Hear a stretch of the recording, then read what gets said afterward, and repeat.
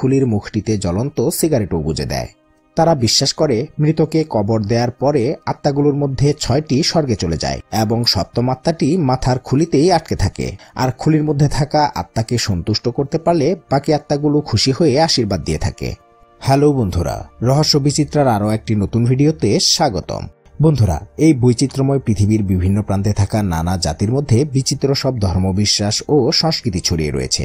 প্রাচীনকাল থেকেই স্ব জাতির মানুষেরা তাদের নিজস্ব সংস্কৃতি ও ধর্মীয় আচার অনুষ্ঠানে বিশ্বাসী হয়ে থাকে। তেমনিভাবে বলিভিয়ার আইমারা আদিবাসীরা তাদের সংস্কৃতি ও ধর্মীয় বিশ্বাস অনুযায়ী মৃতদের সৎকার ও সমাহিত করার ক্ষেত্রে একটি অদ্ভুত রহস্যময় অনুষ্ঠান পালন করে থাকে।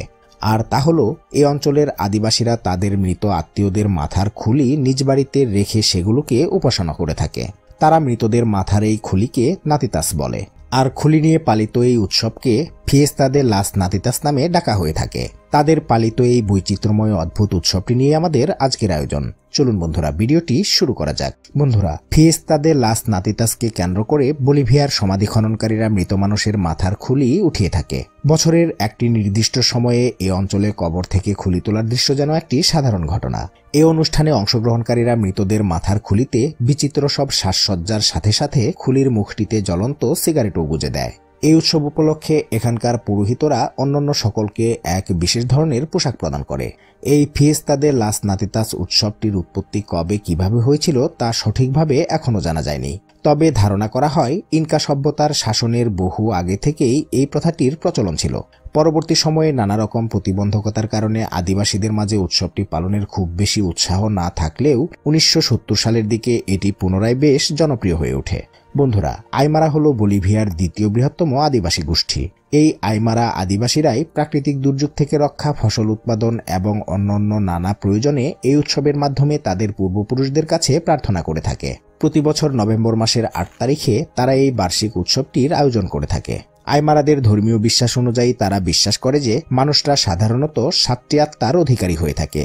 তারা বিশ্বাস করে মৃতকে কবর দেওয়ার পরে আত্মাগুলোর মধ্যে 6টি স্বর্গে চলে যায় এবং সপ্তম আত্মাটি মাথার খুলিতেই আটকে থাকে। আর খুলির মধ্যে থাকা আত্মাকে সন্তুষ্ট করতে পারলে বাকি আত্মাগুলো খুশি হয়ে আশীর্বাদ দিয়ে থাকে। ফিয়েস্তা দে লাস নাতিতাস নামক উৎসবের এই সময়টিতে হাজার হাজার মানুষ নিজেদের পারিবারিক সমাধিস্থল থেকে মাথার খুলি নিয়ে অনুষ্ঠানে যোগ দিয়ে থাকে। তারা এগুলো নিয়ে শহরের রাস্তায় নাচগান করে নানাভাবে প্রার্থনা করে। এই আদিবাসীদের জীবনে নাতিতাস খুবই গুরুত্বপূর্ণ, তাই তারা নাতিতাস বা খুলিগুলো খুবই যত্ন করে রাখে। অনেক সময় খুলিগুলোর কাছে তারা ভবিষ্যতের ব্যাপারে অনেক কিছু জানতে চেয়ে থাকে। তাছাড়া এই আদিবাসীর লোকেরা বিশ্বাস করে যে মৃত ব্যক্তিরা হলো জীবনের সব ইতিবাচক শক্তির উৎস।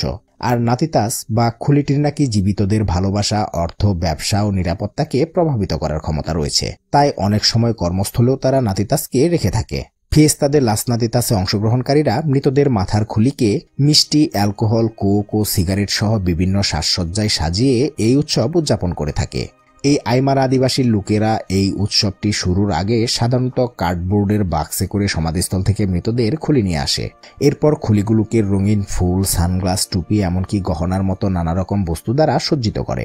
তাদের বিশ্বাস হলো খুলিগুলো দেখতে যত ভালো হবে উৎসবে অংশগ্রহণকারীরাও তত বেশি আশীর্বাদ পাবে। তাছাড়া আইমারাদের বিশ্বাস অনুযায়ী খুলিতে থাকা আত্মাটি কোনোভাবে অসন্তুষ্ট হলে ক্রোধান্বিত হয়ে সেটি অভিশাপ দেয়, যার ফলে অভিশপ্ত ব্যক্তিটির আর্থিক ক্ষতি, পারিবারিক কলহ, মারাত্মক স্বাস্থ্য সমস্যা এমনকি মৃত্যুও ঘটতে পারে। এমনই সব ভয়াবহ পরিণতির কথা মাথায় রেখে তারা পূর্বপুরুষদের খুলিকে সন্তুষ্ট করার যথাসাধ্য চেষ্টা করে থাকে। তো বন্ধুরা, আজকের ভিডিওটি এই পর্যন্তই। ভিডিওটি আপনাদের কাছে কেমন লাগলো তা অবশ্যই কমেন্টে লিখে জানাবেন। ভালো লাগলে অবশ্যই একটি লাইক দিবেন আর চ্যানেলটিকে সাবস্ক্রাইব করে পাশে থাকা বেল বাটনটি টিপে দেওয়ার অনুরোধ তো থাকলোই। কথা হবে পরবর্তী ভিডিওতে। ভালো থাকবেন সবাই, ধন্যবাদ।